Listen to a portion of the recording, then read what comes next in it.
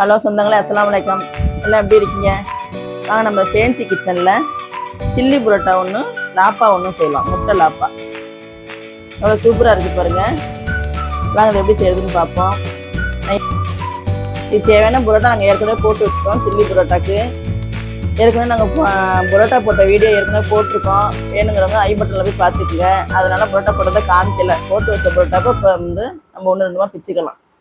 ரொம்ப பொடிசாக பிக்க வேணாம். முட்டை புரோட்டாக்கு மாதிரி சில்லி புரோட்டா கொஞ்சம் பெருசாக போட்டு எடுத்து வச்சுக்குவோம்.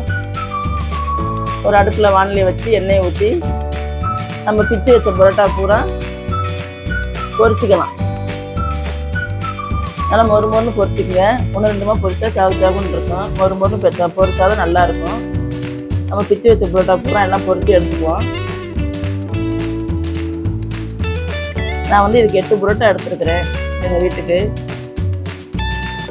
பெரிய புரோட்டாவாக தான் இருந்துச்சு. டைம் இந்த மாதிரி பொரிச்சு எடுத்துக்கலாம்.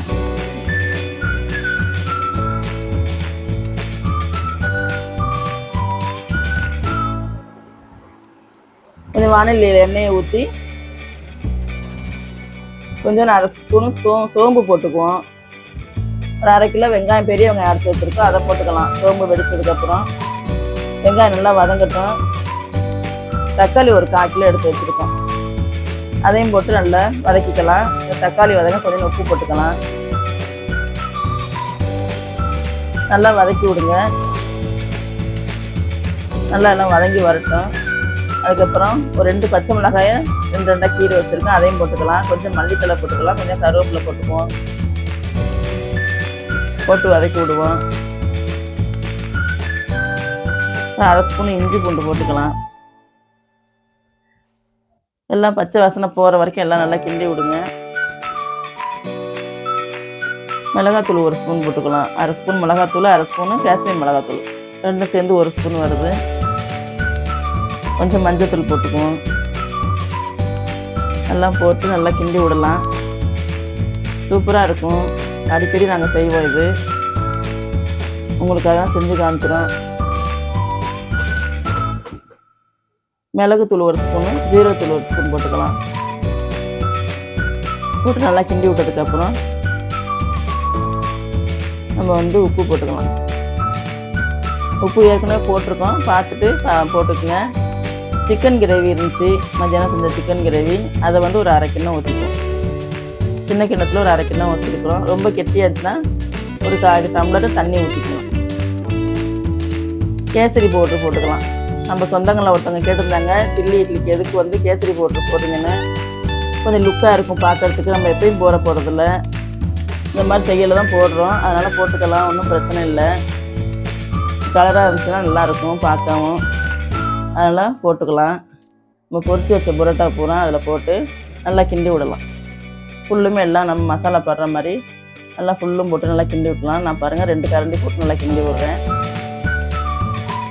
நல்லா மொறு மொறுன்னு நல்லா இருக்கும். சூப்பராக சில்லி புரோட்டா ரெடி ஆயிடுச்சு. பாருங்கள் எவ்வளோ நல்லா இருக்கு பாருங்க. இதே போல் நீங்களும் உங்கள் வீட்டில் செஞ்சு கொடுங்க. காலை டிஃபனுக்காக இருந்தாலும் சரி, நைட்டு டிஃபனுக்காக இருந்தாலும் சரி செஞ்சு கொடுங்க. சூப்பராக இருக்கும். சில்லி புரோட்டா ரெடி ஆயிடுச்சு. நம்ம முட்டை லாப்பா எப்படி செய்யறதுன்னு பார்ப்போம்.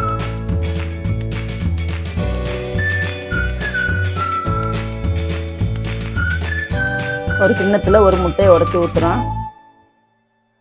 அந்த முட்டைக்கு வேணுங்கிற உப்பு, 1 ஸ்பூன் ஜீரகத்தூள், 1 ஸ்பூனு மிளகுத்தூள். நான் சின்ன ஸ்பூனில் போடுறதுனால 1 ஸ்பூன்னு சொல்கிறேன். பெரிய ஸ்பூனாக இருந்தால் 1/2 ஸ்பூன் போட்டுக்குங்க. 2 ஸ்பூன் வெங்காயம் போட்டு நல்லா கலக்கி விடலாம்.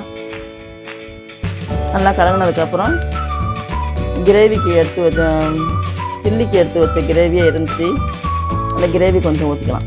2 ஸ்பூன் கிரேவி ஊற்றிக்குவோம். அதையும் நல்லா போட்டு நல்லா கலக்கி விடுவோம். இது ரெடியாக இருக்கட்டும். அப்படியே மாவு தேய்ச்சிக்கலாம். சில்லி புரோட்டாக்கு புற வச்சு போட்டு நான் புரோட்டா போட்டுக்கிறேன். ஆனால் இதுக்கு புரோட்டாக்கு போடுற மாதிரி புற வைக்கக்கூடாது. சும்மா நம்ம வீச்சு புரோட்டாக்கு தேய்க்கிற மாதிரி தேய்க்கணும். புற வைக்காமல் ஃபுல்லாக நல்லா மெலிசாக தேய்ச்சிக்குங்க. கடையிலையாக இருந்தால் வீசி விட்டு போடுவாங்க. கடையில் இல்லாத மாதிரி வீட்டில் நம்ம கைக்கு தகுந்த மாதிரி போட்டுக்கலாம். நல்லா மெலிசாக தேய்ச்சிக்குங்க. தேய்ச்சி இதுக்கப்புறம் எடுத்து கல்லில் போட்டுக்குவோம். இந்த மாதிரி மெலிசாக தேய்ச்சிக்குவோம்.